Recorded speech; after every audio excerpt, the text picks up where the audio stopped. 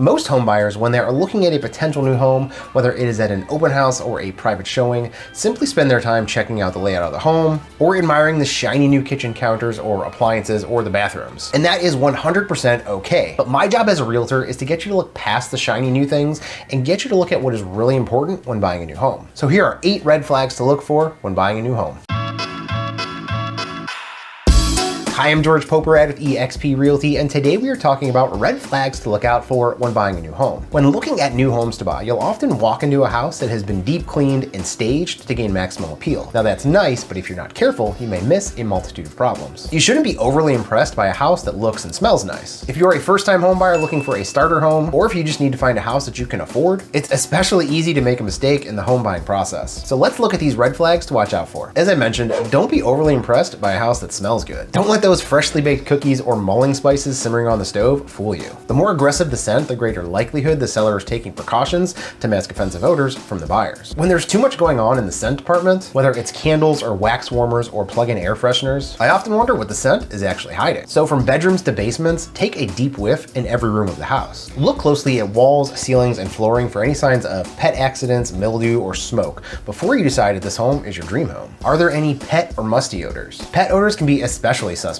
because if the owners had an animal that had some bladder control issues, pet urine that is seeped down into the wooden floorboards can be especially difficult and costly to eliminate. Don't forget to sniff outside too. Might there be a sewage treatment plant nearby? It is really hard to fix smells if they are coming from the neighborhood. Now this next red flag is something that I try to pay really close attention to. Here in Northeast Ohio, our soil has a really high concentration of clay. When clay gets wet, it expands and then contracts again when it dries out. That expansion and contraction, along with our multiple freezing and thawing cycles, can lead to a lot of pressure on exterior foundation walls. Now most houses will have hairline cracks somewhere, which depending on the age of the home simply indicates that the house has settled or is settling into position. But large gaps or shifting or bowing of walls can be a sign of a bigger issue with the house's foundation. Other things to look out for: doors and windows that stick and are hard to open and close, visible cracks above window frames, or uneven floors can all be signs of potential foundation issues. Now how do you know if the floors are uneven? Roll a marble from one side to the other. Foundation issues can cost you thousands and thousands of dollars to correct. So before jumping into your dream home,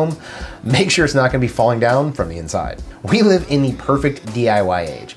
Information is readily available 24 hours a day, and most people have some level of skill and can tackle many home projects themselves. But some projects might be a little too difficult for many homeowners. So one thing I look out for when I'm looking at a newly renovated home, whether it's a flip or a homeowner special, is tile work. Always inspect the tile in kitchens and bathrooms. If the gaps or tile are slightly uneven, it may indicate a DIY job, which can make you think twice, especially if you know that the house was flipped. Lazy tiling can indicate that multiple fixes have been done on a fixer-upper, possibly by someone who isn't in the remodeling business and had no clue what they're actually doing. And if tile hasn't been laid properly, there really isn't an easy fix. So you could be looking at big bucks and potential costs to have the job redone.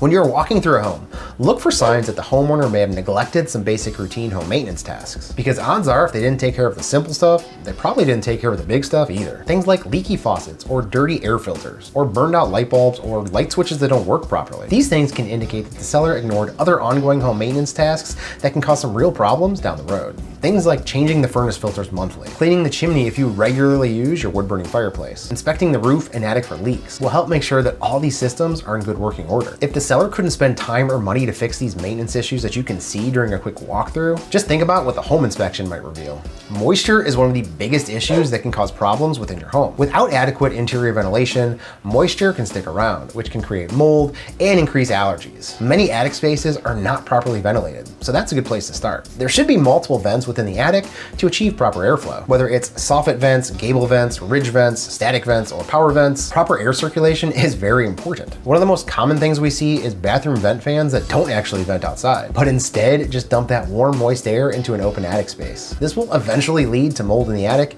and mold remediation is not cheap. Going along with the previous red flag, mold is not only harmful to your health, but it can be very expensive to remediate. When it's really bad, you'll be able to smell it. So especially in basements, attics, and in places where there might be leaky pipes, like bathrooms or laundry rooms, pay close attention to how these rooms smell. Also be on the lookout for any physical signs of mold growth. Dark or black spots on walls or ceilings or under sinks or in attics or basements could indicate an ongoing current problem or a past issue. If there is mold in the house, just treating it and removing it isn't enough. You also need to find out what caused it in the first place and then take any necessary steps to make sure that the mold doesn't come back.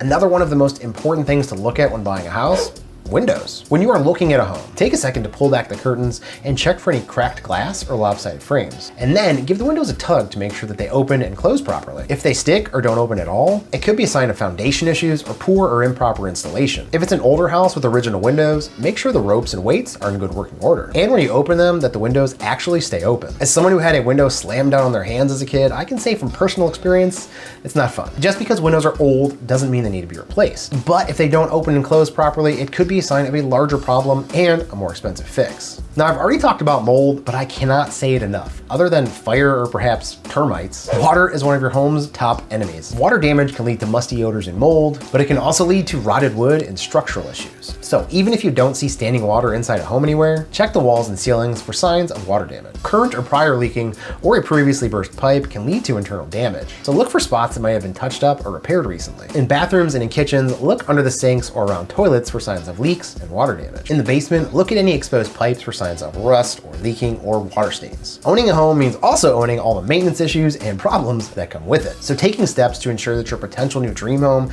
isn't a money pit waiting to happen is always smart. Now, even though your home inspector is likely to detect many of these problems during the home inspection, being attentive to these red flags while you're looking at the home can help ensure that you're not wasting your time on a home that's not the right one for you. If you're thinking about buying or selling a home here in the Cleveland area, or if you just have some real estate or home related questions, reach out, let's have a conversation. Thank you for watching.